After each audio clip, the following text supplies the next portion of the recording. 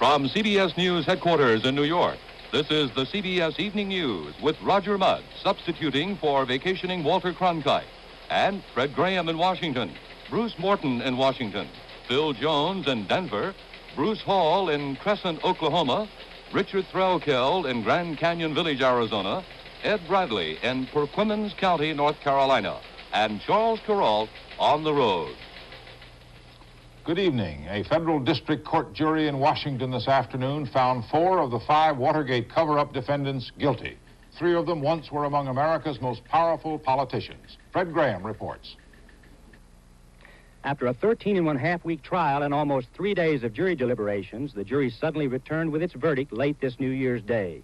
Jury foreman John Hoffer passed the verdict sheets to the judge. A clerk ordered the 5 defendants to stand and face the bench, and he began to read the verdicts. John Mitchell, accused of conspiracy to obstruct justice, obstruction of justice, and 3 counts of perjury. Guilty on all counts. H.R. Haldeman, also accused of conspiracy, obstruction of justice, and 3 counts of perjury. Guilty on all counts. John Ehrlichman, accused of conspiracy, obstruction of justice, and 2 counts of perjury. Guilty on all counts. Robert Mardian, accused of 1 count of conspiracy to obstruct justice. Guilty. Kenneth Parkinson, an attorney retained to represent the Nixon Re-Election Committee, and the only defendant not officially associated with the Nixon administration, accused of conspiracy to obstruct justice and obstruction of justice, not guilty on both counts. Mitchell had been accused of planning the Watergate break-in and then using perjury, destruction of documents, and the payment of hush money in an effort to cover it up. Haldeman was accused of using the CIA to block the FBI's investigation of Watergate, of using the $350,000 White House fund as hush money, and of lying under oath. Ehrlichman was charged with helping to raise hush money, urging others to destroy evidence, helping block the FBI's investigation, and lying to the grand jury and the FBI. Mardian was accused only of conspiring in the early stages of the cover-up, of trying to get the Watergate burglars out of jail and encouraging witnesses to lie. Parkinson was accused of passing blackmail messages from the Watergate burglars to the White House. The jury apparently believed his explanation that he was only acting as a lawyer for a client. The courtroom audience gasped its appreciation when Parkinson's acquittal was announced, but Robert Mardian broke down in grief, and Mrs. Haldeman sat with eyes tightly closed. Mitchell, Ehrlichman, and Haldeman showed no emotion. The jurors returned to their hotel for the last time, but obeyed Judge John Sirica's order to say nothing to the press. Mitchell and Mardian slipped away, but Haldeman and Ehrlichman maintained their innocence. To make a very brief statement, simply to say that there's only one human being in the world who knows to an absolute moral certainty the truth of my innocence or guilt. I know that legally and morally I am totally innocent of each of the charges that's been brought here. And with that certainty, I can live with myself, and I can move ahead now to see that as this process continues, the truth ultimately does become known and become understood. I have the full conviction that ultimately it will, and with that, I intend to move ahead in the days ahead on the process of appeal within the judicial system. And I don't think that this verdict was any surprise to any of us who have been in the process in this district as we have been for all these months. As you know, as long ago as last March, when this indictment was delivered, we began to express our very strong and sincere concern about anyone's ability to get a fair trial under the circumstances in this district. And by fair trial, I mean in the political setting and with the massive pretrial publicity, the pervasive publicity. And I think when the record of the jury selection process is finally released, you'll see how terrifically pervasive all this political publicity and the impeachment publicity and so on has been. Kenneth Parkinson was elated. Well, obviously I'm thrilled with today's verdict. With respect to me, I've always had faith that this would be the outcome. Earlier today, Judge Sirica agreed to pose with newsmen for a final picture from this historic trial. The 4 convicted men were released without bond. Sentencing will come later. Mitchell and Haldeman could get 25 years, Ehrlichman 20, and Mardian 5 years. Fred Graham, CBS News, Washington. The verdict came as President Ford was winding up his skiing vacation. Phil Jones, who's been with the presidential party in Colorado, reports on reaction. One of the closest advisors to President Ford, who has asked not to be identified, has told CBS News that the verdict appears to be a careful one, that the jury has distinguished between the weak case against Kenneth Parkinson and the strong cases against the other defendants, and that the tapes were obviously devastating to the defense. The same aide says today's verdict establishes that former President Richard Nixon was also involved in the conspiracy and that Mr. Nixon was also guilty of criminal conduct. However, the feeling within the Ford administration is that this verdict will not provoke any more adverse reaction to the Nixon pardon. This presidential aide also feels that today's verdict dispels earlier criticism that the truth could never be ascertained as a result of the Nixon pardon. Asked if there was any chance the convicted Watergate defendants would receive a pardon, the aide said no. It has been the feeling since the Nixon pardon that others involved were not in the same category. Many of President Ford's advisors have argued from the beginning that Mr. Nixon's aides did not have to follow the former president in his cover-up conspiracy, and therefore they should not be entitled to any pardon. Also, under rules of presidential pardons, the convicted defendants would have to serve some of their sentence before they would be eligible for a pardon. The court decision today was summed up this way by President Ford's aide: it was a wholesome verdict for good government. Phil Jones, CBS News, Denver. A switchboard operator at the Nixon home in San Clemente said the former president would have no immediate comment on the verdict, but would have something to say tomorrow. CBS News will have a special half-hour broadcast on the Watergate verdicts tonight at 11:30 Eastern Standard Time.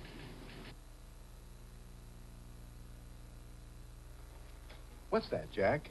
A second flavor of Digel. New lemon orange. Now there are 2 Digel flavors. At times, you know how tired you get from the taste of some antacids. Oh, do I? Not with Digel. In regular mint or new lemon orange. Both work like no plain antacid can. How's that? Digel is different. Relieves occasional heartburn, acid indigestion. Gets rid of gas. Gas? Gas pressure, fullness. Digel. In regular mint And new lemon orange. I'll try it. You know how it is. You're trying to get up the courage to put the eye drops in. Your hand wavers just a little bit. And the drop drops down your face. Well, that can't happen with Ocusol because Ocusol has a little nose bridge that helps hold it steady until you're ready to open your eye. You can't get the redness out until you get the eye drops in. Supreme Court Justice William O. Douglas has been hospitalized after suffering an apparent stroke. Bruce Morton has the details. Justice Douglas suffered the stroke yesterday evening, New Year's Eve, while vacationing in Nassau. President Ford first ordered a plane to fly Douglas's doctor there, then a medical plane to bring the justice here. His wife traveled with him. She's been here at Walter Reed today. The medical statement, though, it said Douglas suffered an apparent cerebral vascular accident, which in plain English means an apparent stroke. It said Douglas is resting comfortably in an intensive care unit and is alert. Although his condition is officially categorized as serious, the statement said, his vital signs are stable. Justice Douglas is 76. He's served on the court for 35 years, longer than anybody else in history. For the last 6 years, he's lived with an electronic pacemaker inside his chest. It was put there to regulate his heartbeat, which had been abnormally slow. Douglas is famous for liberal opinions in the court and outside it for outspoken views on everything from conservation to foreign policy. He's an avid outdoorsman, and outdoor living is still very much a part of his life. Douglas's life and his opinions have startled a lot of people over the years, but his nonconformity never bothered the justice. Douglas said a few years ago, "My faith is that the only soul a man has to save is his own." Bruce Morton, CBS News at Walter Reed Army Medical Center. In Cape Town, South Africa today, Dr. Christian Barnard performed another twin heart transplant. The patient got a donated heart, but his diseased heart was left in place. The hospital said he is in excellent condition. In November, Barnard performed the same operation on a 58-year-old man who is reported to be recovering.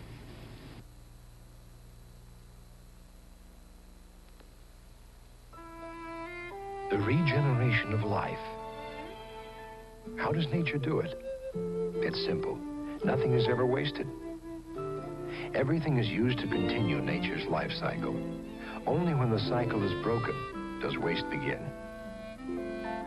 Reynolds Aluminum is concerned about waste. We often carelessly discard things that should be recycled. All it takes is a little effort from each of us. These aluminum cans can be used again, regenerated, saving energy and material. In fact, recycling takes only 5% of the energy it took to make the aluminum from virgin ore. Reynolds started the first aluminum can recycling program. Today, Reynolds is recycling over 1 billion cans a year. Regeneration. If nature can do it, so can we. Reynolds Aluminum, conserving our resources and energy. The mysterious death last fall of a worker at an Oklahoma nuclear plant has been under investigation by federal officials. And Bruce Hall reports tonight that the investigators now have come up with some disturbing conclusions. On November 13th, 28-year-old Karen Silkwood, an employee at the Kerr-McGee nuclear facility near Crescent, was killed when this car which she was driving crashed. Her death set off a major investigation. Her union charged these dents in the rear of the car, suggested she was forced off the highway and may have been murdered. However, the FBI and Highway Patrol said they found no evidence of that. The Oil, Atomic, and Chemical Workers Union also charged Ms. Silkwood had become severely contaminated by plutonium at the plant. Now, after more than 6 weeks, Atomic Energy Commission investigators have completed their probe and will release a report as early as next week. The report says plutonium is missing from the plant, that there is a general lack of safety precautions at the plant, and that as many as 80 of the 300 employees have been exposed to some radiation in the past 4 years. The report says that while Ms. Silkwood was contaminated, the contamination did not take place at the plant. The report implies the contamination possibly took place when she came in contact with plutonium that had been intentionally taken from the plant. It says there is no evidence Ms. Silkwood was involved in what the AEC says was the deliberate removal of plutonium from the facility. In Washington, a union spokesman describes what in a union's view might be at stake. Karen, of course, had made some very serious charges about quality control, which has tremendous ramifications for the whole nation's Fares breeder program. If it is true that these rods were, the quality control was falsified, we possibly could have a major nuclear accident as a result. So those are very serious charges. Reports vary widely as to how much plutonium is missing. Further word on that may come out next week when the AEC, union, and Kerr-McGee officials are tentatively scheduled to meet. However, both the Atomic Energy Commission and the company have emphasized that the plant itself poses no radiation danger to the public. Bruce Hall, CBS News, Crescent, Oklahoma. President Ford today named Housing Secretary James Lynn to succeed Roy Ashe as budget director. The change had been anticipated. Ashe is returning to private life. No successor to Lynn has been announced. The president today also signed the privacy bill, which increases the safeguards on government collection and use of records of individuals. And Mr. Ford announced his 21st veto, the pocketing of a bill which would have increased government per diem and travel allowance for medical treatment. This still leaves more than 90 pieces of legislation on which Mr. Ford must act by the end of the week. Among the bills from the last Congress still awaiting the president's signature is one to return to the Indians some land overlooking a great American natural wonder. Richard Threlkeld reports. The history books say the Grand Canyon was discovered in 1540, but the history books are wrong. 1,000 years before a troop of Spaniards wandered through here, a small tribe of Indians, the Havasupai, had staked their own quiet claim on the bluffs where now the tourists come to stand and stare.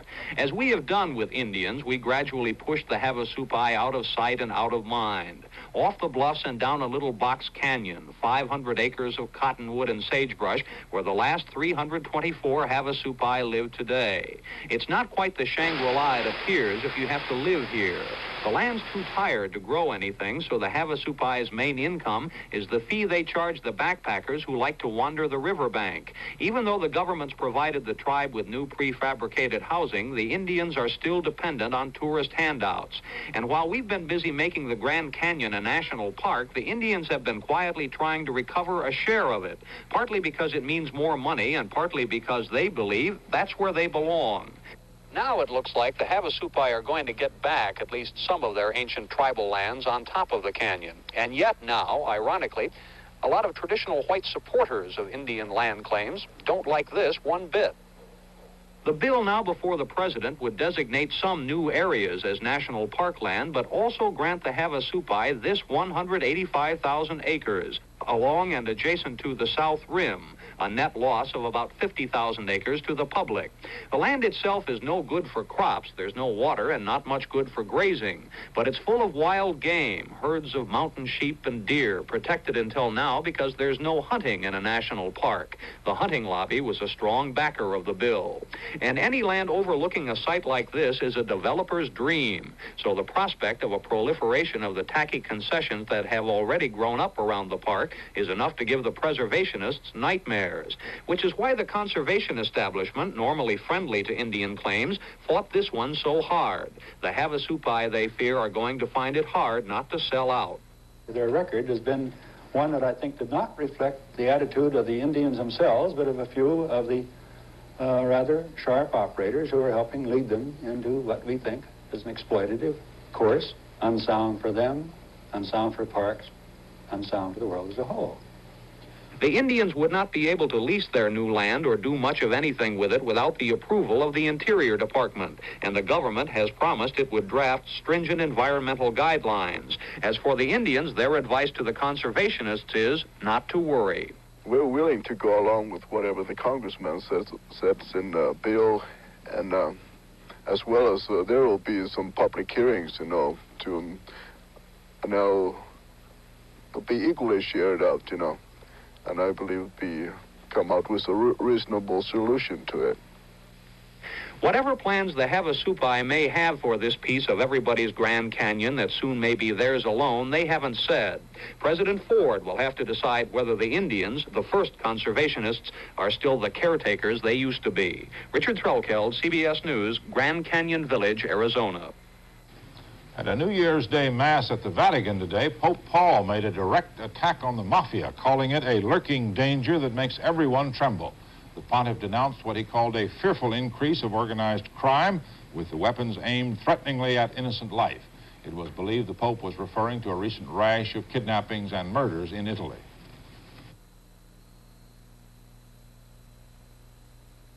I teach college, and some days I really get a headache. I used to feel that every pain reliever was just like every other one, until I took Anacin. Right, Mrs. Loftus. While all three leading pain relievers reach an effective level in your bloodstream in minutes, in the final analysis, only one of them hits and holds the highest level, Anacin.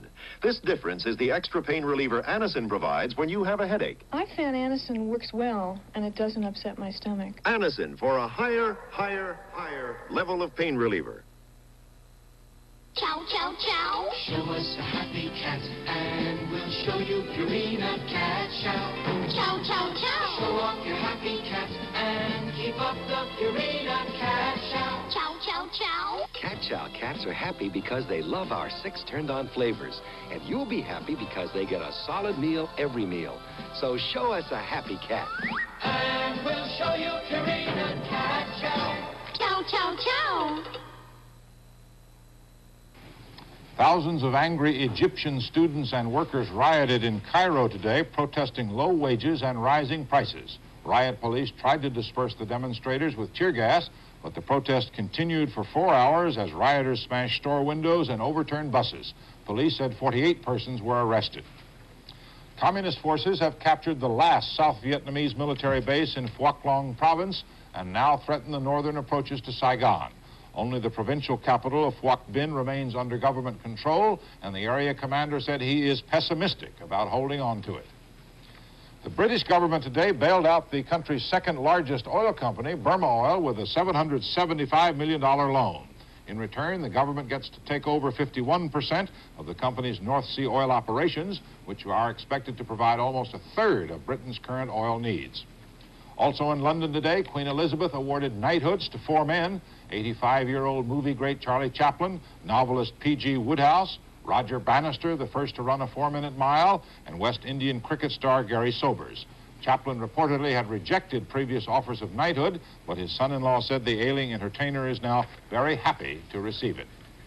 Around Hertford, North Carolina today, the talk was about hometowner Jim Catfish Hunter, who flew up to the Big Apple last night, signed some papers, and came home with a reported $3,750,000. In return, all he has to do is throw baseballs for the New York Yankees. Ed Bradley reports.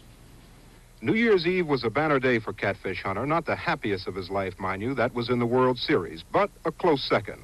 The contract he signed with the Yankees is probably the biggest given to any player in a team sport. What was the prime consideration, aside from money, in deciding to go with the Yankees? Well, I think to be a Yankee is a thrill in everybody's heart and mind to be a ball player and play for the Yankees, and that's what I wanted to do. And I always wanted to be here in New York and play. Plus, they got regular grass. They haven't got AstroTurf.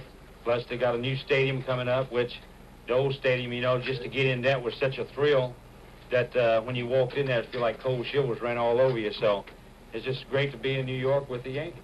Been looking for a right-hand pitcher. In Hunter, we have the winner of the 1974 Cy Young Award. I don't think we can do better than that. Congratulations. What does a guy do to celebrate such an event? Back home in Hertford, North Carolina, there were no welcome home parades in this small town. In fact, you could stand on the main street and count the number of people who passed. But it's not because Jimmy, as they call him here, is not well liked. Down in this part of the woods, most of the men are out hunting deer. And somewhere out there, knee-deep in a swamp, is Jim Catfish Hunter, new millionaire. With their packs of dogs and two-way radios, the hunters stake out the woods, trying to flush out the deer. Down here, Catfish is just one of the boys, as he's been all of his life. His brother, Pete Hunter. I was talking to my mother-in-law last night about it, signing and all, and I said that. She said, how does it feel to have a millionaire in the family? And I said, I never would know that he is a millionaire knowing him, you know. She said, well, that's good. You don't think it'll change him? No, I certainly don't. It hadn't changed him today, and if it was me, I think I'd be jumping up and down. I'd forget hunting. What do you do the day after you've signed a contract for almost $4 million? Well, if it's the last day of the deer hunting season and you happen to be Catfish Hunter, obviously you take out your dogs and hunt those deer, and maybe spend the next few days hunting your dogs. Ed Bradley, Chinquapin Road, Perquimans County, North Carolina. Jack Benny, who kidded himself for being a tightwad, has left his treasured Stradivarius violin to the Los Angeles Philharmonic. The bulk of his fortune, estimated in the millions of dollars, will go to his family. His widow, Mary Livingston, is to receive $100,000 plus an income of $10,000 a month.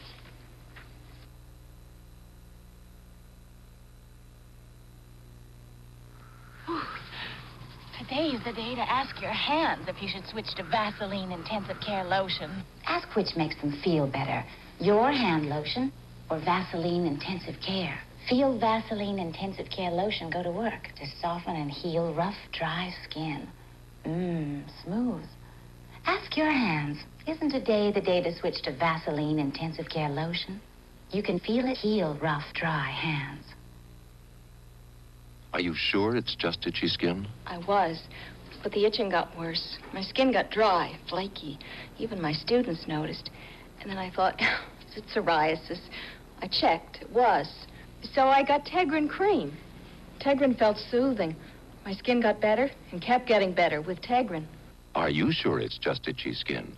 It may be psoriasis, so to relieve itching and flaking, get Tegrin medicated cream and feel good about your skin again.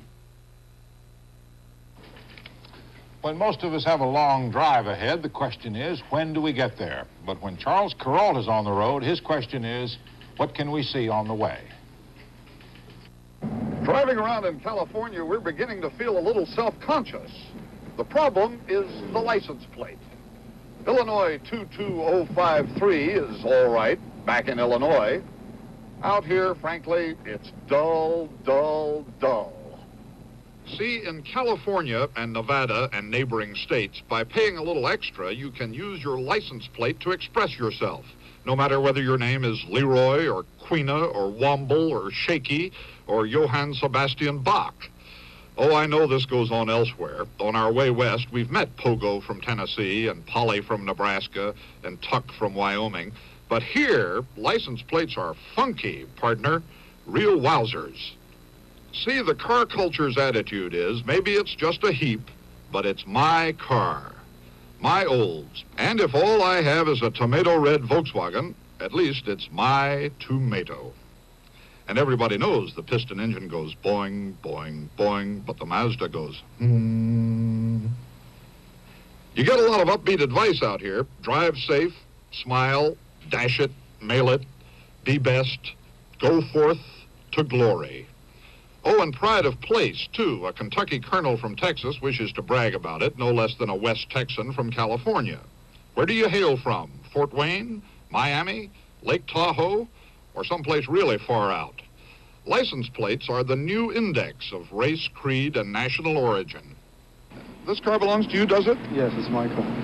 And where do you come from? I come from Westminster, England. This is your car, I suppose. Right. Oh, it's a nice car. Thank you. Where do you come from? Berlin, Germany. Oh, yes, we've met Dodie, that's Dodie, and Maxine, that's Maxine. We met Daisy and Steiny and Jenny and Margie and Susie and Bob, though we didn't catch Bob's last name. We have found that license plates cut across the whole spectrum of human personality. The vamp, the rogue, the mogul, the bigot. And of human endeavor. I plan, I purr, I strip, I bike. You'd expect that anybody who would write "In Cod We Trust" on his fish delivery truck would have a fishy license plate as well, and that a banjo player couldn't help advertising his specialty. But this thing has spread to the doctors, the lawyers, the models, the madams, the sailors, and the Shriners wives. Even the income tax men, W-2. Even the dog breeders, woof. Even the gamblers. One day in Reno, we hit a royal straight flush, 10 Jack, Queen, King, Ace, and Joker. We knew this thing was beginning to get to us when we started imagining dialogues. Whee you. Hi there, sweetie. Hop in. I got a little cash. We'll have a high time. No, Tiger. Buzz. All right, be muley. Well, you get the idea. Probably time to take our Illinois 22053 and get out of here. Charles Kuralt, CBS News, on the road. That's the news this Wednesday night. I'm Roger Mudd, CBS News. Good night.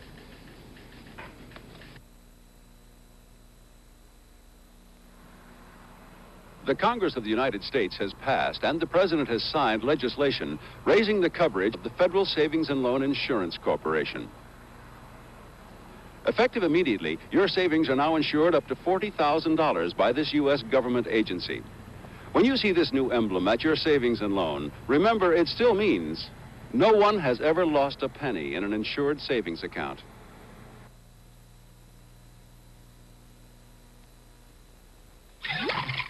Acid in your stomach can sometimes splash into your esophagus to give you Heartburn. Oh, do I have heartburn? Introducing soothing new Alka-Seltzer Gold, the pure antacid you drink. Down it goes, past your esophagus to your stomach to wash heartburn away. Heartburn? You're all washed up. New Alka-Seltzer Gold washes heartburn away. For headache with upset stomach, use original Alka-Seltzer with specially buffered aspirin. From CBS News headquarters in New York, this has been the CBS Evening News with Roger Mudd, substituting for Walter Cronkite.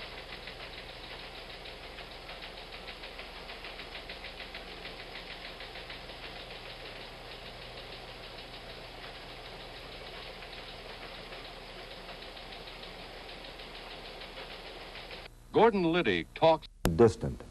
A major impact of 1974 should have been to make it obvious to elected officials the necessity to give proper priority to the interests of those they represent. As we take a breather and look to 75, there's some glimmer of hope on the horizon.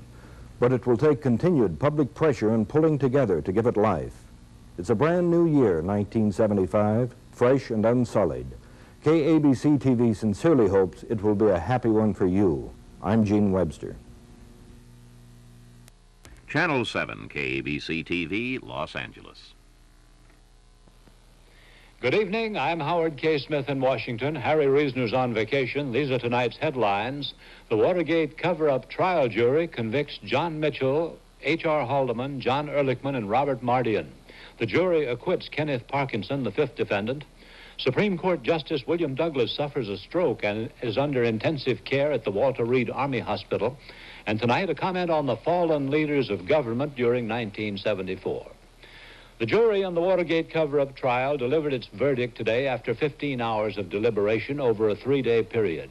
Four of the defendants, John Mitchell, H.R. Haldeman, John Ehrlichman, and Robert Mardian, guilty on all counts. Only one defendant, Kenneth Parkinson, the former attorney for the Nixon Re-Election Committee, was found not guilty. Details from ABC's David Shoemaker. Jury foreman John Hoffer had carried in the verdict inside a brown envelope. And now the five defendants stood erect with shoulders squared to hear the decision. The tension was overwhelming as Judge Sirica studied the verdict for many minutes. Then finally, it was read by the judge's longtime clerk, James Capitano. John Mitchell, count 1, conspiracy to obstruct justice, guilty. Count 2, obstruction of justice, guilty.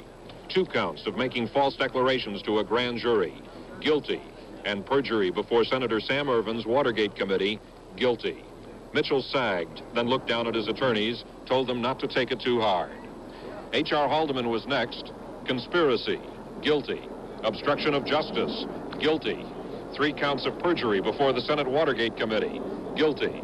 Haldeman, once Richard Nixon's chief of staff, his alter ego, according to some, stared straight ahead, unblinking. Then John Ehrlichman, already under sentence in the Plumbers case, conspiracy, guilty. Obstruction of justice, guilty.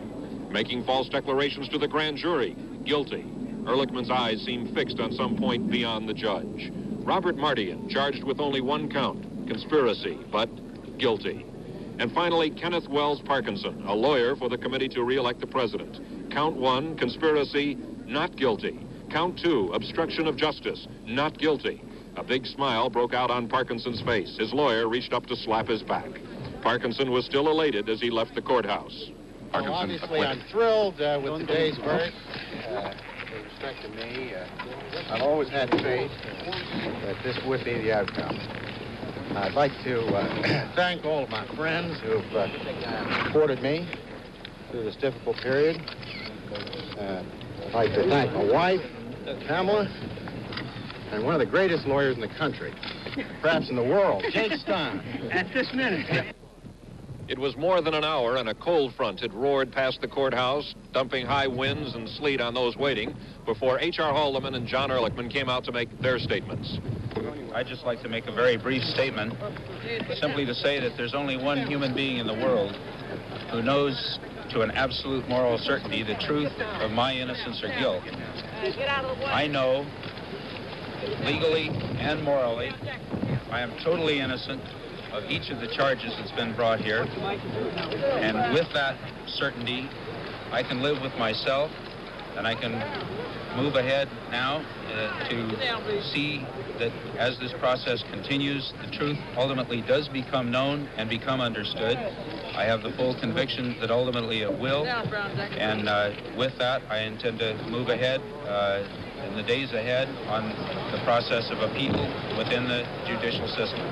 I felt strongly, and my attorneys advised me very plainly, that Mr. Nixon's testimony was absolutely essential to the establishment of our defense.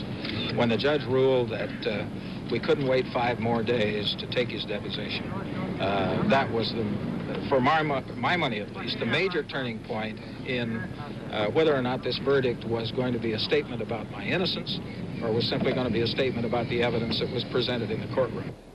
John Mitchell and Robert Mardian left the courthouse together, roaring out an underground garage in Mitchell's chauffeured limousine. Sentencing will be delayed for several weeks. Mitchell and Haldeman face up to 25 years in prison, Ehrlichman up to 20, Mardian up to 5. But of course, before any sentences are served, there will be lengthy appeals stretching out for a year or more. But tonight, after 15 hours of deliberation, or by another count, after 2 years and 7 months, the case that began when those 5 men entered the Watergate in the dead of night, that case is finally closed. David Shoemaker, ABC News, Washington. News of the verdict reached President Ford as he was in his last day of vacation at Vail, Colorado. ABC White House correspondent Tom Jarrell has a report. Convicted in Washington was completing his winter vacation at Vail, west of Denver. As he has practically every day, the president spent the morning skiing and was back at his temporary White House headquarters when the verdict came in. Aides say the president was watching television and learned of the jury's decision through a news bulletin. About an hour and a half after the verdict, a White House spokesman said President Ford would have no comment, no statement on the outcome. Having faced harsh public reaction to his hasty pardoning of Richard Nixon, the president earlier established his guidelines for handling other Watergate figures. He's on record as being against any blanket pardon for those convicted. Instead, individual requests for pardon must be made through the normal established channels at the Justice Department. White House News Secretary Ron Nessen has said there will be no outright pardons at the president's initiative. The only major Watergate figure to attempt to obtain a pardon has been former counsel Charles Colson. His request has bogged down in the bureaucratic channels and never been put before the president for a decision. Tom Jarrell, ABC News, with the presidential party in Colorado. Prosecutor James Neal told reporters he is resigning from the special prosecutor's office to go back to his law practice in Nashville. He said he would leave on the first available airplane. Mary, how much I was Mary? Where's our Rolaids? Acid indigestion. No. Try these. They're good. Good, maybe, but they're not Rolaids. In this medical report, Rolaids active ingredient was medically recognized safe and effective, taken as directed. Rolaids, with no extra ingredients not intended for your stomach, consumes 47 times its weight in excess stomach acid. Rolaids ingredient, medically recognized, safe and effective. All right, class. Let's have no more static. I'm getting enough static from this sore throat with my cold. Now Joan really needs her Listerine lozenges for fast, effective sore throat pain relief. Tests show their special cooling ingredient gives a feeling of relief fast, and their medically proven anesthetic keeps on relieving sore throat pain. Listerine lozenges turn off the static of a sore throat fast. And just that fast, I'm ready for my class again. ABC's David Shoemaker has been covering the Watergate affair ever since a special prosecutor was first appointed about over a year ago, and I'd like to ask David some questions. He's at the courthouse now. David, I know that you did not want to prejudice public opinion by saying so, but have you felt and not said so that this verdict would be reached today? Yes, Howard, I would say that certainly I was not surprised. I don't think anyone in the courtroom was really surprised. Certainly all of the defendants have said, quite frankly, although privately to me along the way, that they expected guilty verdicts. Only Robert Mardian, who always seemed outraged at the very idea he was in the courtroom, and Kenneth Parkinson, who seemed to be quite sad that he was there. Those were the only two men who maintained their innocence and predicted that there would be an innocence verdict all along. David, it took the Teapot Dome scandal 7 years to get through all its litigation in the 1920s. Now, within 2 years of the president admitting there was a problem, President Nixon, we have this climactic event. What else lies ahead in the legal field? Are there other trials to go through aside from the appeals? Well, there are several trials, and we would expect that grand juries will shortly be returning verdicts. We can't predict, will be returning indictments. We can't predict with any certainty, but we know that several investigations are still underway in the Special Prosecutor's Office. One is the investigation of Maurice Stans, who was the chairman of the Finance Committee to re-elect the president, the man who collected so much of the money for the committee to re-elect the president's operations. There is still the investigation underway into the affairs of Charles B.B. Rebozo, Richard Nixon's longtime friend, and that, of course, could have terrible ramifications for Richard Nixon. And then finally, there is the trial already scheduled in March of John Connally, the former Secretary of the Treasury. David, the unique thing about this Watergate thing, one of the unique things was that a president taped his intimate conversations dealing with a crime. Had he not done that peculiar thing, could this verdict have been reached today with only John Dean's evidence? We'll never know that, will we? Certainly the prosecutors and the defense counsel both think that it was the major element. We heard hours and hours of testimony from the stand, and James Neal, near the very end of his final rebuttal and closing argument, told the jurors if there is any doubt in their mind, they should ask for two tapes. The tape of June 23rd, just a few days after the break-in, when the president and H.R. Haldeman discussed using the Central Intelligence Agency to block the FBI investigation, and the second tape of March 21st, when the two men, in the presence of H.R. Haldeman and John Dean and the president, all discussed the $1 million ransom demands of Howard Hunt. Neal said, listen to those two tapes and you'll know what to do. Last night, after asking for all of the tapes, the jury finally settled for and asked for just those two tapes. And last night, as a very last item of business, they listened to those two tapes, and this morning it was quite clear, the vibrations came out of that jury room, that a verdict was coming in quickly. Were you surprised at the speed with which the jury dealt with this thing? After all, there was 17 complicated counts of perjury, obstruction of justice, and so on, and they talked only for 15 hours before reaching a verdict. Yes, I think I was surprised that it happened as quickly as it did. I thought that it would probably take another day or two. They started out going that way. As I said last night, they asked for all of the tapes. The very first night of deliberations, they asked for all of the testimony as it related to John Mitchell, not only Mitchell's testimony, but the witnesses against them. And they were going at it the very long and thorough way. Excuse me, but they were turned down by Judge Sirica, who in effect threw them back on their own resources, their own recollections. And when the jury realized that it wasn't going to be able to review and retry the entire case, I guess that made them come up with some very quick decisions. The unity on this jury is something. Of course, the defense counsel always hopes to provoke an argument, a hung jury, to make one man angry and hold out one woman. But this jury had always stayed together very well, and with John Hoffer, the ex-policeman, as the foreman, they obviously ran a very tight ship. And they were under a lot of pressure, too, that the judge had put on them. We've talked about that in the past. They were cut off from television, newspapers, even phone calls from their families, which made them have nothing much else to do but think about this verdict. Well, David, I'm sure that, like James Neal, you, too, would like to take the first airplane out of Washington after living with this thing for so long. Thank you very much. We'll have more news in a moment.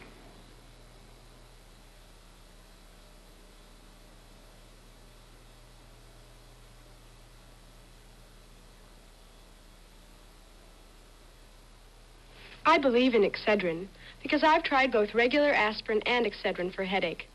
And Excedrin's really done a better job for me. In fact, Excedrin did a better job in a research study at a big city hospital among hundreds of people with pain other than headache. In this research, the doctors reported Excedrin was significantly more effective than the regular aspirin tablet. Try Excedrin, the extra-strength pain reliever. I think you'll believe it's better, too. Are you sure it's just itchy skin? I was, but the itching got worse. My skin got dry, flaky. Even my students noticed. And then I thought, is it psoriasis? I checked. It was. So I got Tegrin cream. Tegrin felt soothing. My skin got better and kept getting better with Tegrin. Are you sure it's just itchy skin? It may be psoriasis, so to relieve itching and flaking, get Tegrin medicated cream and feel good about your skin again. Supreme Court Justice William Douglas is in serious condition tonight in Washington's Walter Reed Hospital after suffering a stroke while on vacation in Nassau. Douglas, who is 76, has served on the High Court since 1939, longer than any other Supreme Court justice in U.S. history. We have details from ABC's Bill Gill. His doctors say that, barring a possible setback, Justice Douglas will recover. The justice and his wife, Kathy, were flown here to Walter Reed Hospital earlier today aboard a special Air Force medical plane at the orders of President Ford. The justice has been wearing a pacemaker to regulate his heartbeat for the past several years to correct what is described as a low blood pressure condition. Today, his colleague and close friend, Chief Justice Warren Burger, says that Justice Douglas is now resting comfortably, that he's alert, conscious, and optimistic. Officially, his condition is described as normal, following a severe but not critical vascular stroke.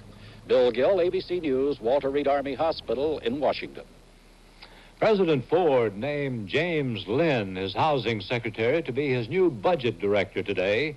Lynn will succeed Roy Ash, a holdover from the Nixon administration who's going back to private business. Lynn will continue as housing secretary until he's confirmed in the budget post by the Senate, probably late in January.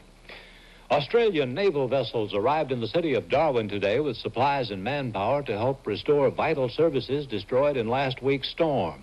Authorities said the 4 ships that arrived today will be joined later by 8 others and will probably stay in Darwin for at least 3 months. ABC's Jim Bennett is in Darwin, where a massive evacuation is continuing. We're going to give priority to the following groups: mothers and their children. And please do not push, because there is plenty of room. This is in the best Australian tradition, women and children first in evacuating Darwin. In less than a week after Cyclone Tracy leveled the city of 43,000, more than 20,000 had been airlifted out to other parts of the country. Most of them left looking back with horror on a disastrous Christmas Day and forward to an uncertain New Year. How do I feel?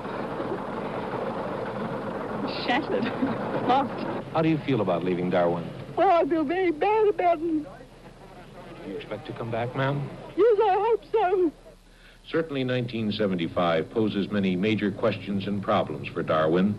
It will take months, if not years, just to clear away the debris. The Australian government is forming a Darwin Reconstruction Commission to plan the rebuilding of a new cyclone-proof city. But the question in many minds is whether it is worth it. I can't imagine ever living here again. Well, we won't stay indefinitely, but we'll stay to see it sort of rebuilt to a certain extent so we can sort of help. Somebody's got to help. If sort of everybody just tears off, well, there's nothing left at all. There's nothing worth working for. Essential services such as water and electricity are slowly being restored on a makeshift basis. The main pipeline is now the favorite watering hole for those who have stayed behind. These hardships seem to have brought the remaining Darwinians together in an appeal to their adventuresome nature. How do you feel about Darwin now? Oh, well, I'm quite prepared to come back again, or we're going to stay until they force us to go out. But everything's fine. We're all happy and bright now. Your plans are to remain in Australia for the rest of your life? In Darwin, I hope. The tragedy of Darwin will not soon be forgotten by the Australians. It's extremely unlikely that it will ever grow again to its former size. What probably will rise from this rubble is a city of 10,000 or so, designed to withstand natural disasters like Cyclone Tracy. Jim Bennett, ABC News in Darwin. In Japan today, a bus carrying holiday skiers went off a mountain road about 100 miles north of Tokyo, plunged into a lake where it floated for a while, then sank. 36 passengers and the driver escaped, but 23 others were drowned. Fort Lauderdale police early this morning used an armored anti-riot vehicle to disperse some 1,500 New Year's celebrants who began pelting the police with rocks and beer cans. 42 people were arrested. It was the third consecutive New Year's clash in Fort Lauderdale. If inflation and recession have gotten you down and you're thinking of a quick trip to Florida to get away from it all, you won't be alone by any means. ABC's Charles Murphy tells why. At Jewfish Creek in the Florida Keys, cars, campers, and trailers backed up for miles. Northerners are scrambling south in droves to get some of that Florida sunshine and some sand in their shoes. Recession or no recession. Campsites are booked full, and many who came to the Keys had to be turned away. Did he have some space? No, he didn't. He said probably no place there. Have to go back north. He's got maybe one spot, and if not, I think we'll be heading back. It seems that everyone had the same idea about the same time. Let's hop in the old camper and go down to Florida where it's warm. No one will be there because there's a recession, you know. But they were here, and they came from all over. We're from Pennsylvania. Montreal. Fargo, North Dakota. How'd you come down? We drove down. A surprising number came from Michigan. Among them, unemployed auto workers. They draw sub-pay, and they don't have to work. This weather, after 29 inches of snow up there in Michigan, I'm ready for this. Well, you might as well be unemployed here as up there in the winter. Sure, really. I mean, I'm getting by. So far, it's a holiday phenomenon. Bookings drop off sharply after the end of the year. But even if business doesn't hold through the rest of the winter, things are better for the tourist industry than last year during the gasoline shortage. Even the big Miami Beach hotels are doing better than expected. Some are filled, though many still have rooms. Disney World has been doing a land office business. One day last week, the crowd set a record. More than 70,000 came to see the Magic City in the swamp. Disney laid on a bigger parade for the huge holiday crowds. In the land of make-believe, you can forget your troubles. Back in the 1930s, Will Rogers said Americans would be the first people in history to go to the poorhouse in an automobile. But times have changed. Now they're going to Florida first in a Winnebago. Charles Murphy, ABC News, in Florida. Boston's school superintendent today postponed the reopening of racially troubled South Boston High School from tomorrow until next Monday because, he said, of secret information he's got up from the police about potential violence. Superintendent William Leary said he will ask the courts to determine whether the school should be permanently closed. How the West Was Won, an unforgettable motion picture with an outstanding cast of stars.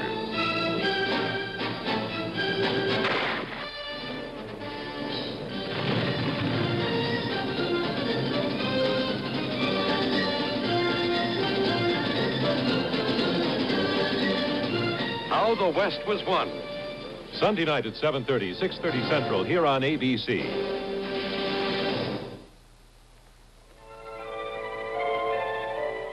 The North American beaver. Hunted to near extinction in the early 1600s, the lure of its lustrous fur stimulated the exploration of North America. The beaver faces yet another struggle for survival in the sub-zero temperatures of northern Saskatchewan. Join Captain Cousteau and the men of the Calypso as they follow the uncertain destinies of the beavers of the North Country. Monday night at 8, 7 Central.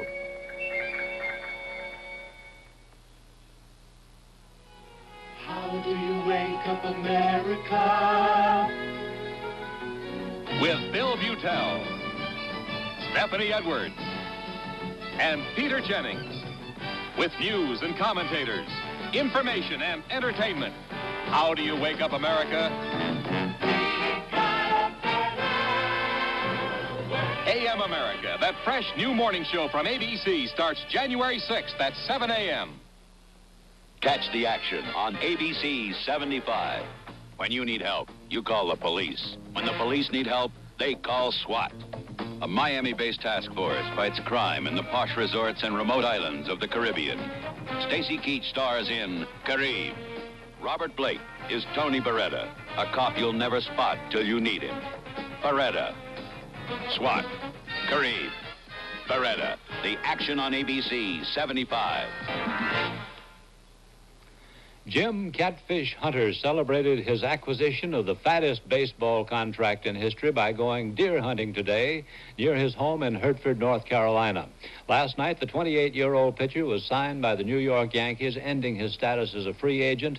His 5-year contract will earn him $740,000 a year. Queen Elizabeth's New Year's Day honors list cited some famous and some obscure individuals today. Among those knighted were actor Charlie Chaplin, novelist P.G. Wodehouse, and Roger Bannister, the first man to run the 4-minute mile. Also honored was Robert Brown, manager of the Europa Hotel in Belfast, which has been bombed repeatedly by the Irish Republican Army. The New Year in London was celebrated in traditional and in new ways. ABC's Hillary Brown attended a celebration where the attraction was music of nearly half a century ago. Here's a number from the vintage years past, and it's called Nagasaki.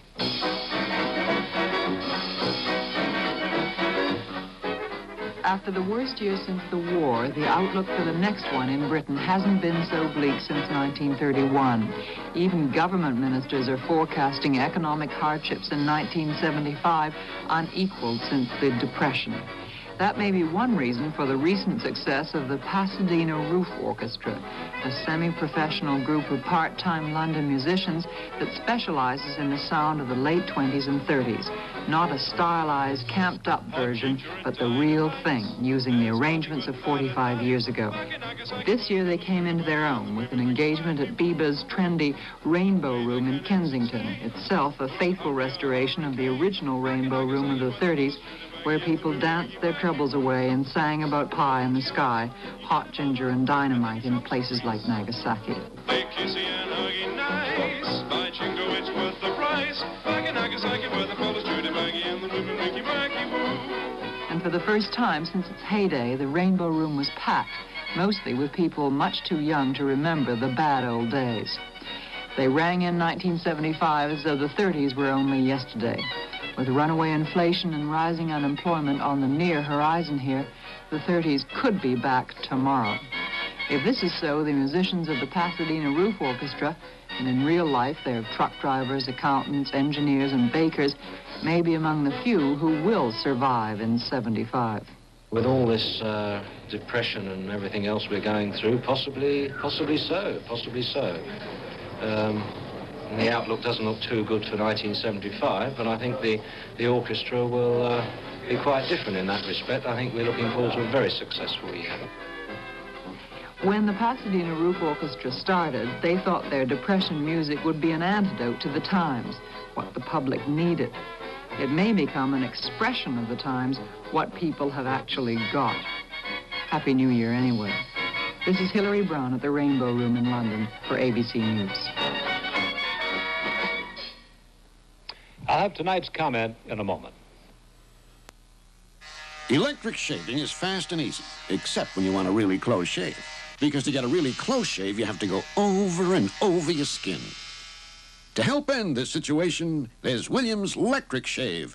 Its special formula makes your whiskers stand up so you can shave off your beard without having to go over and over the same spots. Electric Shave. And now there's new Electric Shave Tender Face for men with tender faces. Electric Shave! I know it's a big job getting settled in a new place, honey. Just don't expect to get everything done at once. You're right, Mama. Things have been hectic, and sometimes I've had trouble falling asleep. Everyone does once in a while. I know. I remember you're telling Dad, Frank, take Sominex. And that's what I do. And Sominex really does help make me drowsy, so I can get to sleep, and with a lot less trouble. Well, that's Sominex for you. Sominex. It helps take the trouble out of falling asleep. A unique feature of the just expired year 1974 was the epidemic I can think of no precedent for of fallen leaders. Among modern nations, there comes to the mind only Canada and Sweden that ended the year with the same leaders they began it with. Elsewhere, from the U.S. over to Greece and Israel on one side of the world and to Japan on the other, the leaders went. And not in most cases in regularly scheduled elections, but by popular impatience that forced resignations.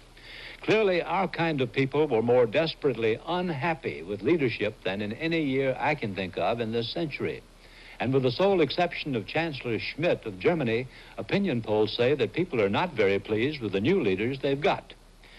Curiously, there may lie a grain of saving thought in that for the new leaders. The single main source of discontent is the inaction against the roaring inflation that has dragged us into a recession. Inflation means simply that people and nations are living beyond their means, and the allegedly unpopular remedy is cut back standards to fit your means and get control of things. Well, if the new men are unpopular anyhow, why not try the allegedly unpopular course of really biting the bullet and instituting sacrifices as a policy to recover? Who knows, unpopular measures, if purposeful, may be the way to popularity. In any case, it's more dignified to be kicked out because you acted rather than because you didn't. That's tonight's news and a comment. I'm Howard K. Smith. Good night. This has been the ABC Evening News with Howard K. Smith and Harry Reasoner, Monday through Friday in color.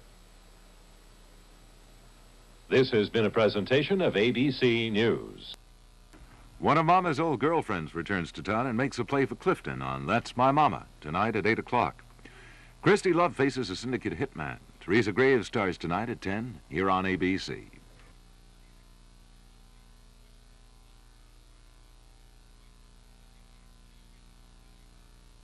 You know what's coming up now? Your favorite game show. But I'm not going to play games with you at all. I'm just going to tell you that 3 8-ounce glasses of milk a day provide you with over half your recommended daily allowance of protein, which is a good reason to run out to the kitchen and pour yourself one of those glasses of milk right now. So go do it. That way, by the time you get back, you'll already be ahead of the game. Photomat wants to show you some pictures you never saw before. Pictures most film developers don't give back. Maybe you overexpose them or underexpose them, but that doesn't make them any less precious to you. So Photomat has a no-fault photo plan. We print every printable picture. And if you don't like them, we'll reprint them or refund your money, no matter whose fault it is. Because at Photomat, your photo matters.